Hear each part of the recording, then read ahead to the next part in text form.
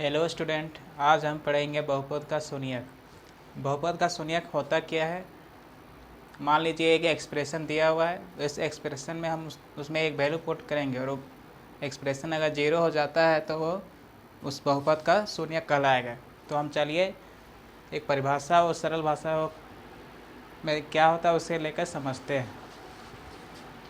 बहुपद का शून्यक, इसका परिभाषा होता है किसी बहुपद f(x) के उस मान x = a को शून्यक कहते हैं जिसके लिए f = 0 होता है। मतलब कि एक फंक्शन दिया रहेगा, एक बहुपद का एक्सप्रेशन, उसमें अगर हम मान लीजिए f(x) बराबर दिया हुआ है, उसके जगह पर हम x के जगह पर a वैल्यू पुट करते हैं और वो 0 हो जाता है तो वह बहुपद का शून्यक कहलाएगा।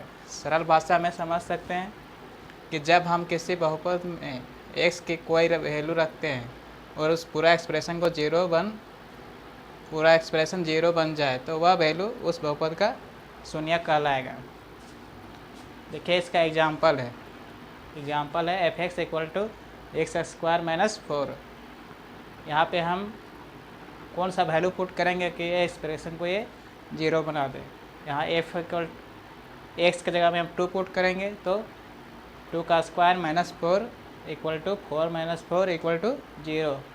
फिर इसी तरह x के जगह पर -2 पुट करेंगे तो -2² - 4 - 4 = 4 - 4 = 0। तो इस प्रकार x = 2 और x = -2 इस बहुपद का शून्यक है।